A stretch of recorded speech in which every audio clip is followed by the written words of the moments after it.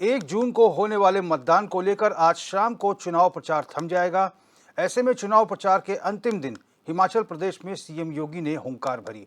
हिमाचल प्रदेश के मंडी में आयोजित जनसभा को संबोधित करते हुए सीएम योगी ने पार्टी प्रत्याशी कंगना रनौत के लिए वोट मांगे। इस दौरान सीएम योगी ने कांग्रेस पर निशाना साधते हुए कहा कि जो कांग्रेसी पाकिस्तान का राग अलापते हैं वो क्या भारत में बोझ बने हैं और पाकिस्तान क्यों नहीं चले जाते।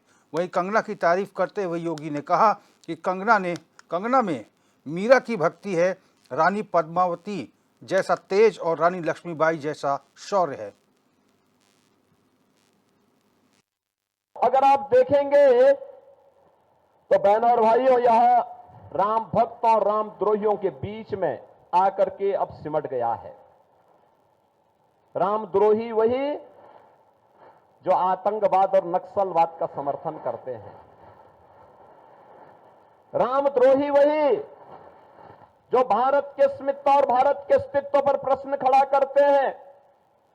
रामद्रोही वही जिन लोगों ने भारत के विकास को बाधित किया, जिन लोगों ने गरीबों के हितों पर डकैती डाली, जिन लोगों ने भारत को हर स्तर पर अपमानित करने का काम किया। और राम भक्त वही जिसके लिए भारत का हित सर्वोपरि है। राम भक्त वही जो भारत की अस्मिता को पहचानता है, 500 वर्षों का इंतजार समाप्त करता है, अयोध्या में रामलला को विराजमान करने के लिए अपनी पूरी ताकत लगा देता है। और जो आपके पूर्वजों का संकल्प था, यही संकल्प होता था। यहां के पालनपुर में 1989 में पहला संकल्प भारतीय जनता पार्टी ने पारित किया था और अब पारित किया था कि अयोध्या में राम मंदिर के लिए हम आंदोलन करेंगे। यही हिमाचल प्रदेश है। और आज जो संकल्प उस समय हम लोग नारों में लगाते थे कि रामलला हम आएंगे, मंदिर वहीं, यही बोलते थे ना। अब तो अयोध्या में राम मंदिर का निर्माण हो गया ना, कोई संदेह। 500 वर्षों का इंतजार समाप्त हो गया ना। 500 वर्षों का इंतजार समाप्त हुआ और 500 वर्षों के बाद पहली बार अयोध्या में रामलला ने होली भी खेली और अपना जन्मोत्सव भी मनाया। बहनों और भाइयों, मैं आप सभी कुल्लू वासियों को इस बात के लिए बधाई देता हूं। इस बात के लिए मैं आपका अभिनंदन करता हूं कि आप यहां पे विजयदशमी का आयोजन बहुत भव्यता के साथ करते हैं। आदरणीय प्रधानमंत्री जी को इसमें शामिल होने का अवसर प्राप्त हुआ था, लेकिन आज मैं आप सबसे भी कहूंगा, आज जब आप अयोध्या आएंगे, आपको एक नई अयोध्या देखने को मिलेगी। ऐसा लगेगा जैसे प्रभु राम के समय की अयोध्या साक्षात इस धरती पर आ गई हो।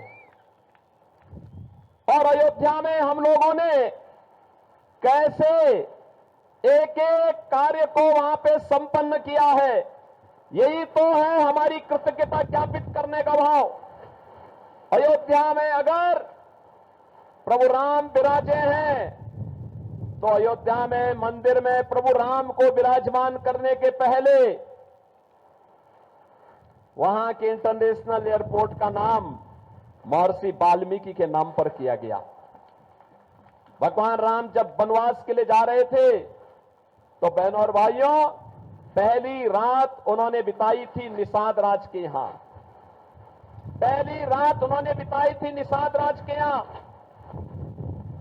अयोध्या में जितने भी रेल बसेरा और यात्री विश्रामालय हैं, वह है निषाद राज के नाम पर।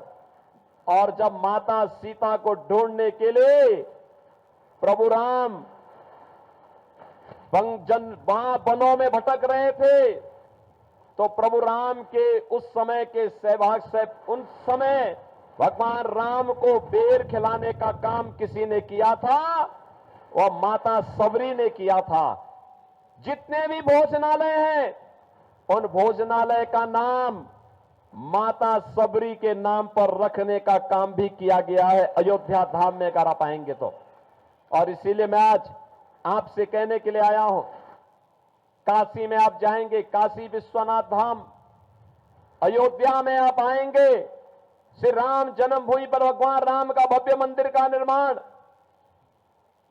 और अयोध्या और काशी का जब काम हो चुका है तो हम तो अब तैयारी कर रहे हैं मथुरा की तरफ जाने की। बहनों और भाइयों, हम भारत के अस्मिता और अस्तित्व के साथ खिलवाड़ करने वाले लोग नहीं हैं। हम तो भारत को भारतीयता के रूप में पहचानने वाले, भारत की अस्मिता और अस्तित्व के लिए जो आवश्यक होगा उस प्रकार का कदम उठाने में हमें कोई संकोच नहीं। और आपने बदलते हुए भारत को देखा है 10 वर्ष में, मोदी जी के नेतृत्व में बदलते हुए भारत को, एक ऐसा भारत आज जो एक भारत भी है और श्रेष्ठ भारत भी है। दुनिया के अंदर सम्मान बढ़ा है, देश की सीमाएं सुरक्षित हुई हैं। हिमाचल का नौजवान देश की सीमाओं की रक्षा करते हुए पूरी मजबूती के साथ खड़ा है। आतंकवाद और नक्सलवाद समाप्त हुआ है। मुझे याद है, ये महेश्वर सिंह जी हैं, हम लोग संसद में रहते थे, कांग्रेस की सरकार थी, और देखते थे हम लगातार आतंकी घटनाएं घटित होती थी। कभी कश्मीर में, कभी दिल्ली में, कभी अहमदाबाद में, कभी चेन्नई में, कभी अयोध्या में, कभी काशी में, कभी लखनऊ में, लगातार घटनाएं घटित होती थी। हम लोग उस समय की कांग्रेस की सरकार से कहते थे कि आतंकवाद से निपटो, आतंकवाद के सामने क्यों घुटना टेके हुए हो। ये कहते थे आतंकवादी तो सीमा पार के हैं। हमें आश्चर्य होता था, सरकार कह दे, पल्ला झाड़ दे। और आज आप देखते होंगे आतंकवाद और नक्सलवाद समाप्त,